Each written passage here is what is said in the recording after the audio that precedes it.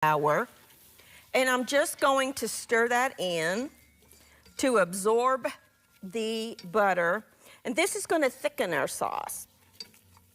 I like to give that flour about, I don't know, a minute, 30 seconds to a minute to kind of cook off that raw flavor.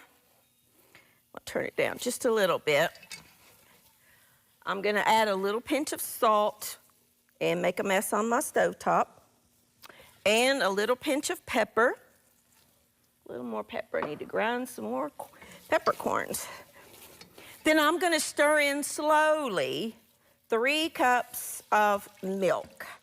Now I'm using 2% milk. And what I like to do is bring that to a simmer, stir continually, just to kind of get those lumps out. And then add the rest of my milk. All the while making a mess on my stovetop. You know how that goes. I say it all the time, I'm a messy cook. I just am. Tastes good, but it's a mess sometimes. All right, we're gonna bring that up to a simmer. And that's gonna thicken nicely.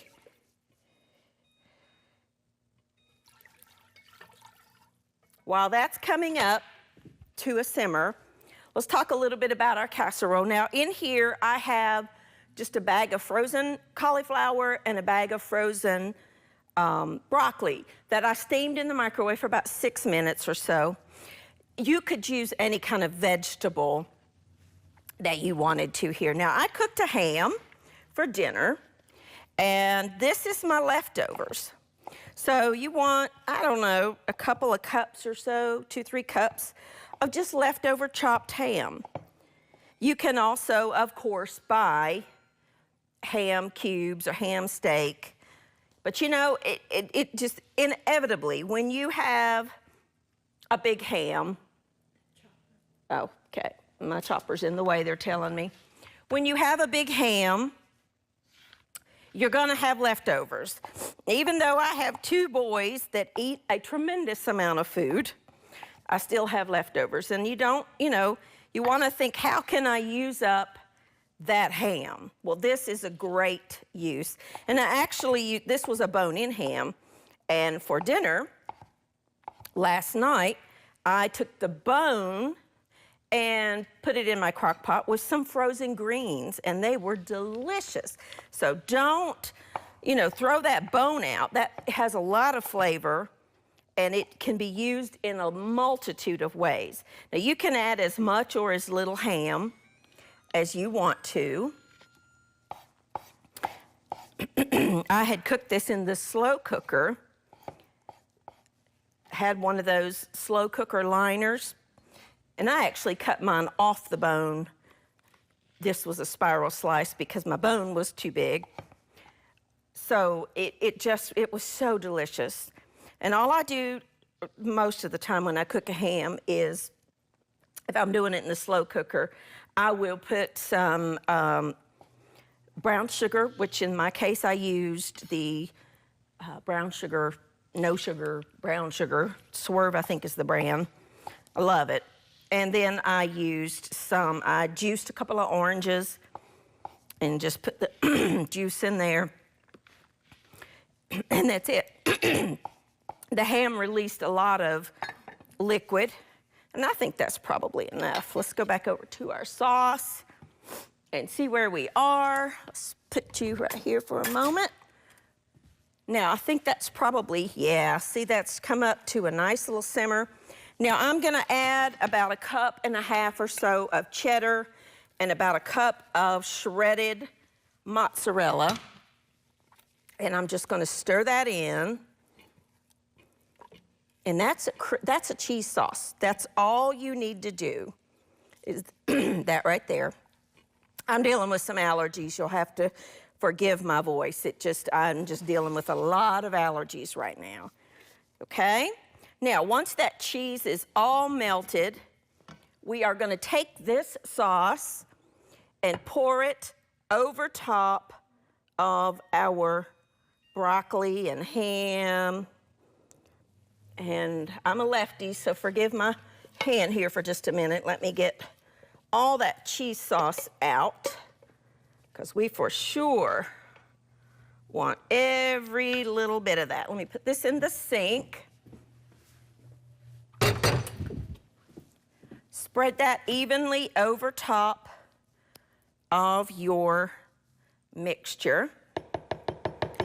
And then we're gonna make some breadcrumbs, fresh breadcrumbs, to go over top of it. Now, if you wanted to make this low carb, very easy to do. Instead of milk, use almond milk. And instead of the breadcrumbs, use panko bread, or not panko, but like the crushed pork rinds, or use keto bread. I'm telling you, I have discovered there are some really, really good keto breads out there. Let me get a knife. There's a lot. I need to update my program on the keto breads, because there really are a lot of good ones out there now. It's come a long way in that low-carb bread world. Now, you could, if you wanted to, pulse this in a food processor, you could. Or you could just cut it into little cubes, which is what I want to do, because I don't like that fine. I like to have a little bit of texture. I've got some melted butter here. I'm just going to scatter these over top of my casserole. My oven is preheated to 350 degrees. This would be a great dish to take to someone. Very comforting. And if you don't like broccoli and cauliflower, use whatever kind of vegetables that you do like. Whatever you want. And I just use frozen because it's convenient. I always have them in my freezer. Those are pantry staples for me. I don't want too much bread. I think I'll just do maybe one more piece. And I'm gonna toss it, or just not toss it, but coat it with the butter. But if you wanna make this less crouton-y and more fine breadcrumbs, just pulse it in a food processor until it's very, very fine. And then stir up my butter. And lightly just drizzle those bread pieces with your butter mixture. And they're gonna crunch up like a crouton in the oven. I'm actually gonna top mine with a little bit more pepper, because I love pepper, as you know. And just a touch more salt. So I really didn't use too much salt. We're gonna pop this in a 350-degree oven, uncovered, for about 30 minutes, and you're gonna have a delicious and easy casserole, a ham and vegetable casserole. I'm gonna clean this up. When I come back, we're gonna get started on the potatoes. I'll be back in just a minute.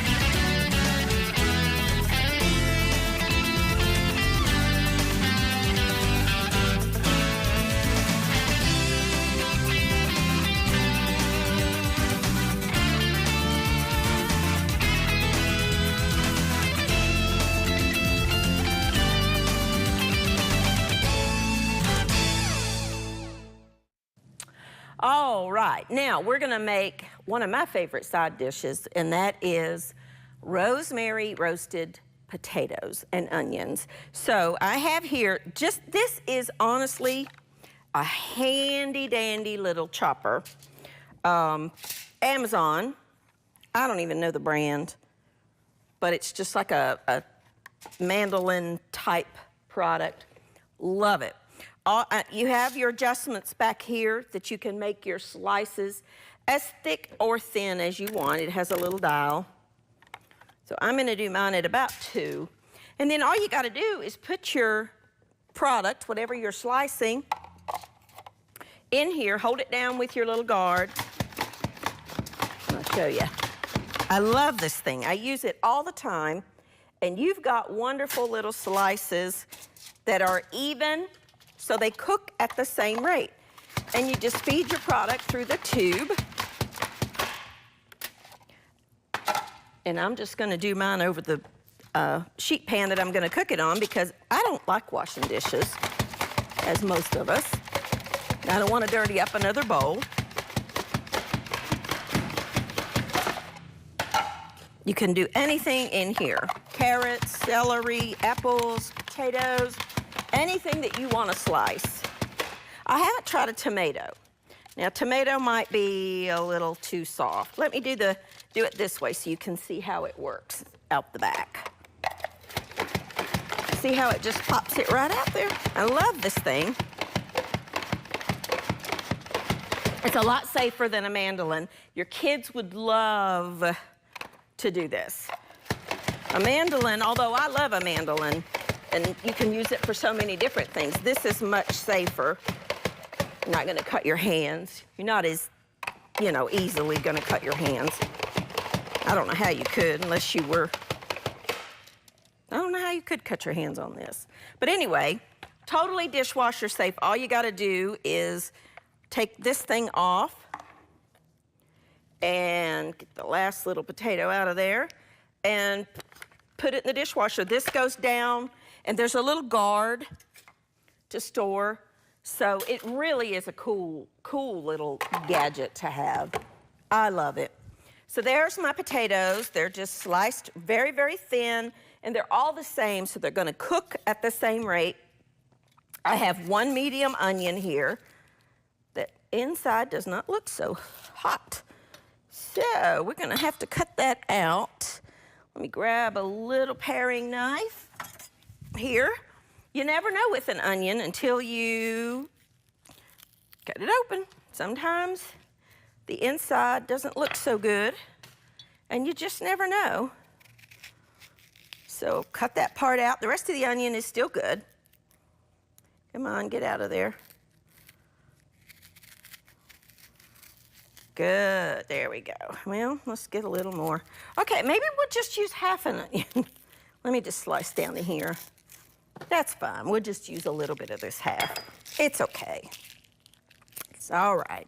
You could, of course, slice this in your slicer if you wanted to, or you can chop it by hand, however you want to do it. You can do it in little rings, or you can chop it. You can do whatever you want, however you like your onion. I like my onion to be a little smaller dice than my potatoes, so I just dice mine. Okay. However thick or thin you like. And then just put your onion right there on your potatoes. Okay. We're gonna put a little rosemary on there. Rosemary is my favorite herb. I grow it in the summertime. Harvest what I can and dry it. And it always comes back the next year. Potatoes need salt, so I'm gonna put a generous amount of salt on there. Whew, the onion's got my eyes watering. I used to could cut onions all day long when I wore contacts. So that tells me, and never shed a tear, that tells me that what makes you cry with your eyes has something to do with the cornea area. I don't know the science behind it, but I know when I wore contacts, I never shed a tear. I need some freshly ground pepper, and I'm out over there, so I'm just gonna use my little paper mill. I get asked this all the time on this pepper mill. Some really well-stocked kitchen stores will sell it, but it's Peppermate.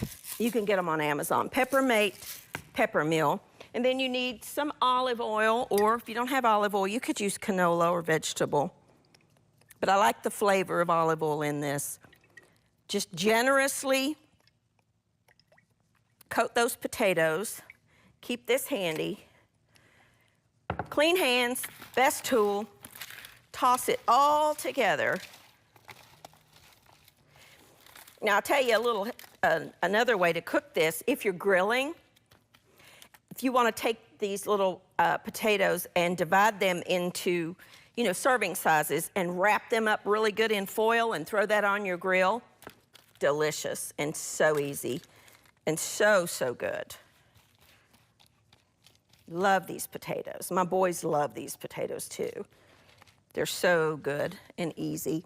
We're just gonna pop these in the oven right alongside our casserole. I'm gonna give them just a little bit more oil on top. Pop them in the oven at 350 degrees. If you don't have anything in your oven and you wanna go 400, that's fine too. Pop them in the oven for about 20, 25 minutes until they're tender. If you slice them thin, they cook quicker, and they are absolutely delicious, and they go with everything. So I'm gonna pop these in the oven, clean up. When I come back, we're gonna make a delicious and easy cake. I'll be back in just a minute.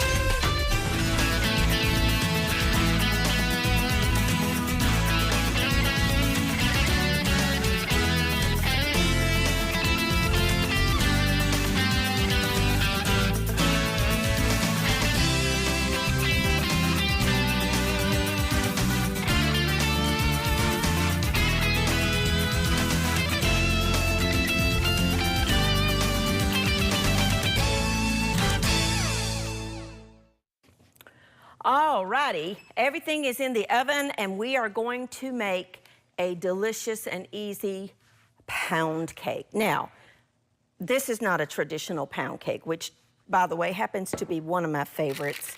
Oh, so, so good. But this is a quick and easy and very inexpensive cake to make. I've got 1 boxed strawberry cake mix. If you wanted to make this a different flavor, you could use any kind of cake mix you want. Then I have 1 package of instant vanilla pudding, not the cook kind, but the instant kind. I have in this bowl, or this cup, 1/3 of a cup of vegetable oil and 1 cup of water. Just gonna put that in there. And then you need 4 eggs. I like to make sure my eggs are at room temperature because I think it cooks better and fluffier.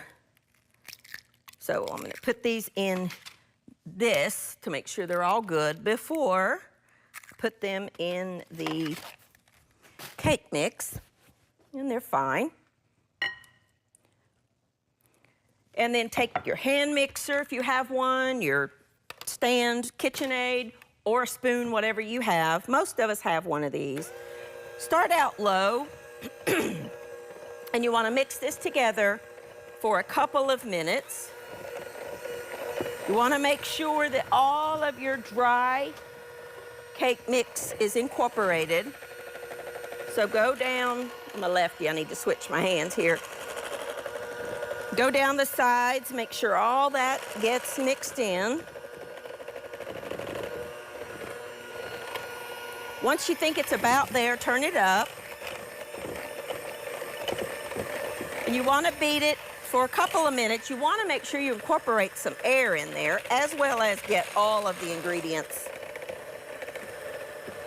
If you wanted to chop up some strawberries really, really fine and add to them, you could, or you could just serve it with some strawberries on top, would be fine. That smells so good. All right. Now,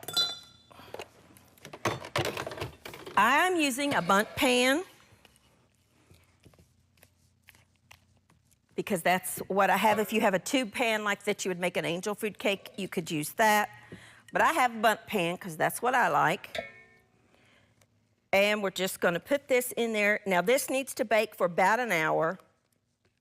50 minutes to an hour. I would set a timer for 50 minutes and then check it with a toothpick.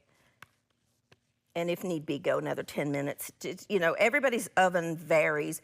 And not everybody's oven, even though you might set it at 350, it may not be 350. I strongly encourage you to get an oven thermometer because really, you never know. Okay? And that's it. I like to just take it, and I like to always kind of pound my cake on the counter for just a couple of times. What that does is that releases the air bubbles and they come up to the top. You won't have those big pockets in your air or in your cake. So we're gonna pop this in the oven for about 50 minutes. When I come back, I'll show you how to finish this up and the rest of the food will be done. And the best part, we get to taste it. I'll be back in just a minute.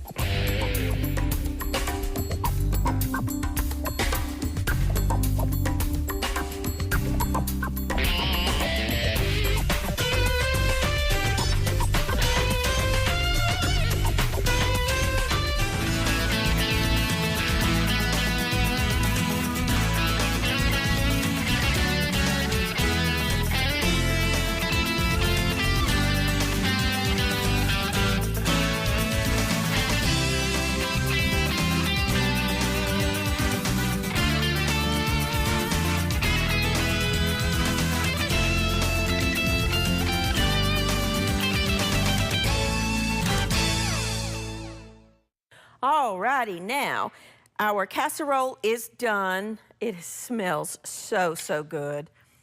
But you can see how the little bread croutons, if you will, they got brown and crispy and oh, they smell so, so good. But again, if you want to make them finer, you go right ahead. That will be delicious. Either way, it's good. So there's our wonderful casserole. Now the last couple of minutes, I do like to put the potatoes under a broiler just to kind of brown them up just a little bit here and there. They're so good. I've already nibbled. I could not help myself. They are so good. I love these potatoes. Delicious. And then our wonderful little pound cake. It's hot. All right, now here's our pound cake, our strawberry cake.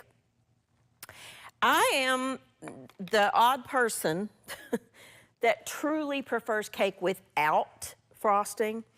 It's a rare thing that I like frosting. And cream cheese frosting, if it's homemade, I like.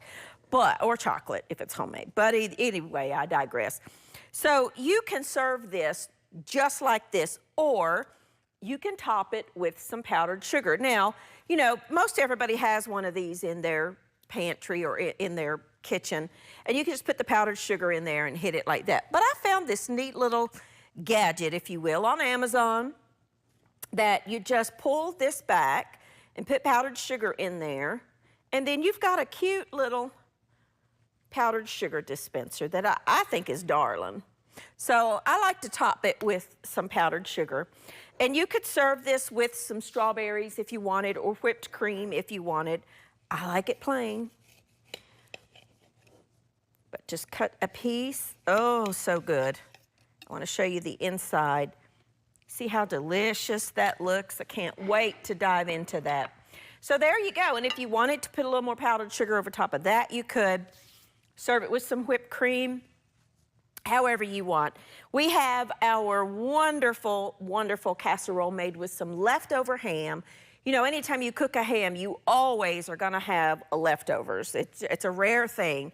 If you wanna make the casserole and freeze it, you can. Or, you know, you can chop up the ham and freeze it and make this later, however you wanna do it. I used broccoli and cauliflower, but you can use any kind of vegetable that you like. I just used frozen, steamed it in the microwave for just a few minutes, placed it in my casserole, topped it with my ham, and we made that wonderful cheese sauce with milk and butter. And I used cheddar and Parmesan, but if you wanted to use Gruyere or Swiss or a white cheddar or whatever cheese you like will work in this recipe. Our delicious potatoes made with some rosemary. If you want to bake them on the sheet like I did today, You can also divide them up and put them in little foil packets and roast them in the oven or on your grill if you're grilling. This makes a great accompaniment to any grilled dish that you're making. And our delicious strawberry pound cake. I call it pound cake because it's made in the bundt cake, which I always make my pound cakes in. I love pound cake. That's just my favorite kind of cake. It's delicious and easy. And if you don't like strawberry, use a different flavor. You can use any kind of cake mix that you like or that your family likes. Or if you're making this for a birthday, whatever flavor the birthday person likes.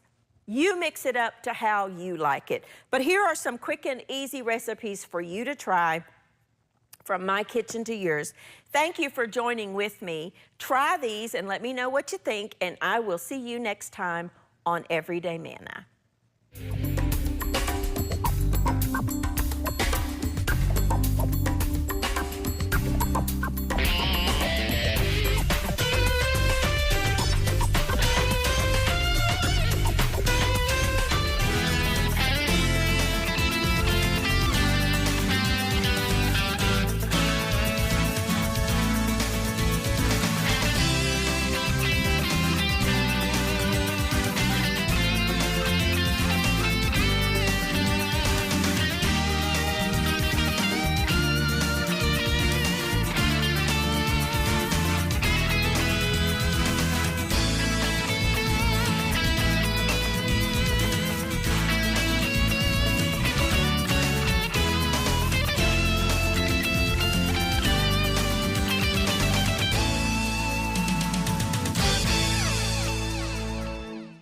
Hey, Living Faith Television Network and all of those who turn in all the differing states, I just want you to know in these days when it seems like trial and heartache is just bound everywhere, that our God